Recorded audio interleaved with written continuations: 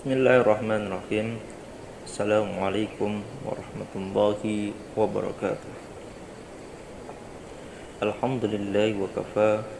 Wassalatu wassalamu ala nabiyyina al-mustafa wa ala alihi wa sahbihi ahli sidqi wal wafa. Asyhadu an la ilaha illallah wahdahu la syarika lah wa asyhadu anna Muhammadan abduhu wa rasuluh la nabiyya ba'dah. Allahumma salli ala nabiyyina Muhammad wa ala alihi wa sahbihi ajma'in, amma ba'd. Al-Quran sebagai kitab suci, wahyu ilahi, mempunyai adab tersendiri bagi orang-orang yang membacanya. Adab itu sudah diatur dengan sangat baik untuk penghormatan dan keagungan Al-Quran. Tiap-tiap orang harus berpedoman kepadanya dalam mengerjakannya. Imam Al-Ghazali dalam kitabnya Ihya Ulumuddin menguraikan dengan sejelas-jelasnya bagaimana hendaknya tata cara membaca Al-Quran itu. Imam Al-Ghazali telah membagi adab membaca Al-Quran menjadi adab yang mengenai batin dan adab yang mengenai lahir. Adab yang mengenai batin itu diperinci lagi menjadi arti memahami asal kalimat, cara hati membesarkan kalimat Allah, menghadirkan hati dikala membaca sampai ke tingkat memperluas, memperhalus perasaan dan membersihkan jiwa. Dengan demikian, kandungan Al-Quran yang dibaca dengan perantaran lidah dapat bersemi dalam jiwa dan meresap ke dalam hati sanubari. Kesemuanya ini adalah adab yang berhubungan dengan batin, yaitu dengan hati dan jiwa. Sebagai contoh, Imam Al-Ghazali menjelaskan bahwa cara hati membesarkan kalimat Allah, yaitu bagi pembaca Al-Quran, ketika dia memulainya, maka terlebih dahulu ia harus menghadirkan dalam hatinya betapa besar Allah yang mempunyai kalimat-kalimat itu. Dia harus yakin dalam hatinya bahwa yang dibacanya itu bukanlah kalam manusia, tapi adalah kalam Allah Azza wa Jalla. Membesarkan kalam Allah itu bukan saja dalam membacanya, tetapi juga dalam menjaga tulisan-tulisan Al-Quran itu sendiri. Sebagaimana yang diriwayatkan oleh Ikrimah bin Abi Jahl, sangat gusar hatinya bila melihat lembaran-lembaran yang bertuliskan Al-Quran berserak-serak seolah-olah sia-sia. Lalu ia memungutnya selembar demi selembar sambil berkata, "Ini adalah kalam Tuhanku. Ini adalah kalam Tuhanku." Membesarkan kalam Allah berarti membesarkan Allah.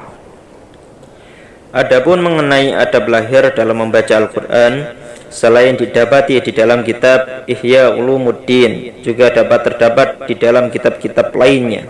Misalnya dalam kitab Al-Itqan karya Al-Imam Jalaluddin As-Suyuti, bagaimana tentang adab membaca Al-Quran itu diperinci menjadi beberapa bagian. Yang pertama, disunnahkan membaca Al-Quran sesudah berwudu dalam keadaan bersih, sebab yang dibaca adalah wahyu Allah Subhanahu wa ta'ala. Kemudian mengambil Al-Quran dengan tangan kanan dan memegangnya dengan kedua belah tangan. Yang kedua, disunnahkan membaca Al-Quran di tempat yang bersih dan suci, seperti di rumah, di surau, di musola, dan masjid-masjid yang dianggap bersih. Yang ketiga, disunnahkan membaca Al-Quran menghadap ke kiblat, membacanya dengan khusyuk dan tenang, sebaiknya dengan berpakaian yang pantas serta menutup aurat. Yang keempat, ketika membaca Al-Quran, mulut hendaknya bersih, tidak berisi makanan, atau sebaiknya sebelum membaca Al-Quran menyikat gigi dan membersihkan mulut terlebih dahulu. Yang kelima, sebelum membaca Al-Quran disunnahkan membaca ta'awud, a'udzu billahi minasyaitonir rajim. Sesudah itu barulah membaca basmalah, yakni bismillahirrahmanirrahim. Maksudnya diminta lebih dahulu perlindungan kepada Allah supaya terjauh dari pengaruh-pengaruh tipu daya syaitan, sehingga hati dan pikiran tetap tenang di waktu membaca Al-Quran.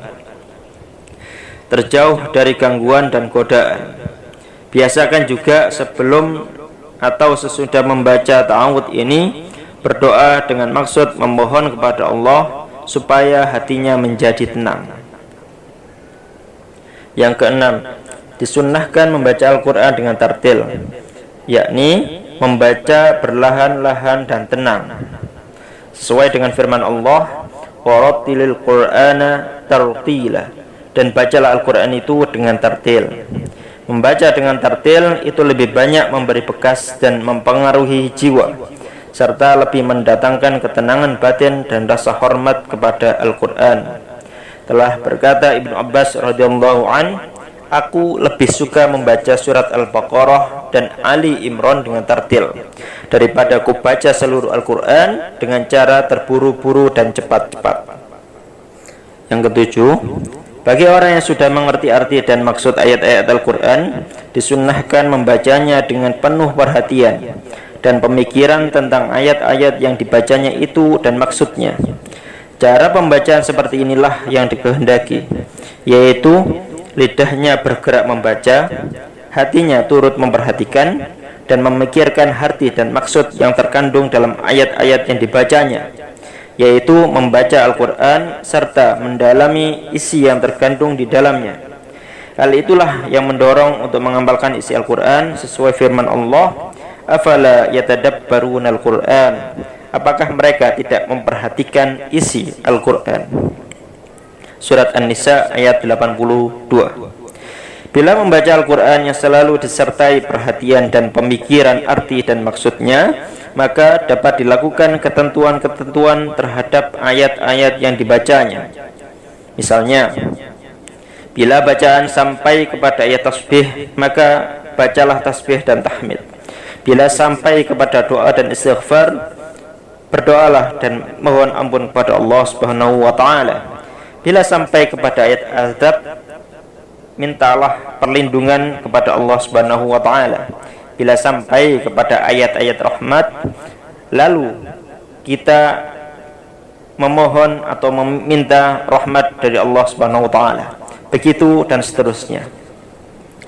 Caranya boleh diucapkan dengan lisan atau cukup dalam hati saja. Contoh diriwayatkan oleh Imam Ahmad dan Abu Dawud dari Ibnu Abbas yang maksudnya sebagai berikut. Sabbihisma rabbikal a'la. Saat Rasulullah membaca ayat ini, lalu beliau membaca subhana rabbiyal a'la, yang berarti saat Rasulullah membaca sucikanlah nama Tuhanmu yang maha tinggi, maka beliau juga melanjutkan subhana rabbiyal a'la, maha suci Allah yang maha tinggi. Diriwayatkan pula oleh Abu Dawud dari Wa'il bin Hijr yang maksudnya seperti berikut. Aku dengar Rasulullah SAW membaca surat Al-Fatihah, maka Rasulullah sesudah membaca waladdallin, Rasulullah melanjutkan dengan berkata amin. Demikian juga disunnahkan sujud ketika kita membaca ayat-ayat sejadah. Sujud inilah yang dinamakan dengan sujud tilawah. Yang kedelapan, dalam membaca Al-Quran itu hendaklah benar-benar diresapkan hati, arti dan maksudnya. Lebih-lebih apabila sampai pada ayat-ayat yang menggambarkan nasib orang-orang yang berdosa dan bagaimana hebatnya siksaan yang disediakan untuk mereka. Sehubungan dengan itu, menurut riwayat para sahabat, banyak yang mencucurkan air matanya dikala membaca dan mendengarkan ayat-ayat suci Al-Quran yang menggambarkan betapa nasib yang akan diderita oleh orang-orang yang berdosa. Yang kesembilan, disunnahkan membaca Al-Quran dengan suara yang bagus lagi merdu, sebab suara yang bagus dan merdu itu akan menambah keindahan uslubnya. Rasulullah SAW bersabda, zayyinul Qur'ana bi aswatikum, hendaklah kamu sekalian menghiasi Al-Quran itu dengan suaramu yang merdu. Diriwayatkan pula bahwa pada suatu malam Rasulullah SAW menunggu istrinya Aisyah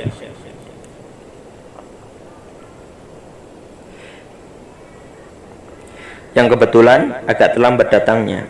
Setelah ia datang, Rasulullah SAW bertanya kepadanya, "Bagaimana keadaanmu?" Aisyah menjawab, "Aku terlambat datang karena mendengarkan bacaan Al-Quran seseorang yang sangat bagus lagi merdu suaranya. Belum pernah aku mendengarkan suara sebagus itu." Maka Rasulullah langsung berdiri dan pergi mencari sumber bacaan itu. Kemudian Rasulullah kembali dan berkata kepada Aisyah, "Orang itu adalah Salim, budak Abi Hudzaifah. Puji-pujian bagi Allah yang telah menjadikan orang yang suaranya seperti Salim itu sebagai umatku." Oleh sebab itu, melakukan Al-Quran dengan suara yang bagus adalah disunnahkan, asalkan tidak melanggar ketentuan-ketentuan dan tata cara membaca sebagaimana yang telah ditetapkan dalam ilmu qiraah dan ilmu tajwid, seperti menjaga matnya, menjaga harokatnya, menjaga idghamnya, menjaga ikhfa'nya, dan lain sebagainya. Di dalam kitab Zawaidur Rawdah diterangkan bahwa melakukan Al-Quran dengan cara bermain-main serta melanggar ketentuan-ketentuan seperti tersebut maka haram hukumnya. Orang yang membacanya dianggap fasik, juga orang yang mendengarkannya kemudian tidak menegurnya maka turut berdosa. Yang ke-10, ketika membaca Al-Quran janganlah diputuskan hanya karena hendak berbicara dengan orang lain. Maksudnya, jangan sampai kita berhenti membaca Al-Quran kemudian berbicara kepada orang lain tanpa menyudahinya terlebih dahulu. Juga jangan tertawa-tawa, bermain-main, dan lain sebagainya ketika sedang membaca Al-Quran, sebab pekerjaan yang seperti itu tidak baik dilakukan sewaktu membaca kitab suci dan berarti tidak menghormati kesuciannya. Itulah diantara adab dan tata cara yang paling penting dalam menjaga dan memperhatikan kesucian Al-Quran. Mudah-mudahan Al-Quran tetap terpelihara dengan baik, dan mudah-mudahan kita pun turut dijaga oleh Allah karena kita menjaga Al-Quran. Astaghfirullahaladzim, astaghfirullahaladzim, astaghfirullahaladzim. Subhanakallahumma wa bihamdika asyhadu an la ilaha illa anta astaghfiruka wa atubu ilaik. Assalamualaikum warahmatullahi wabarakatuh.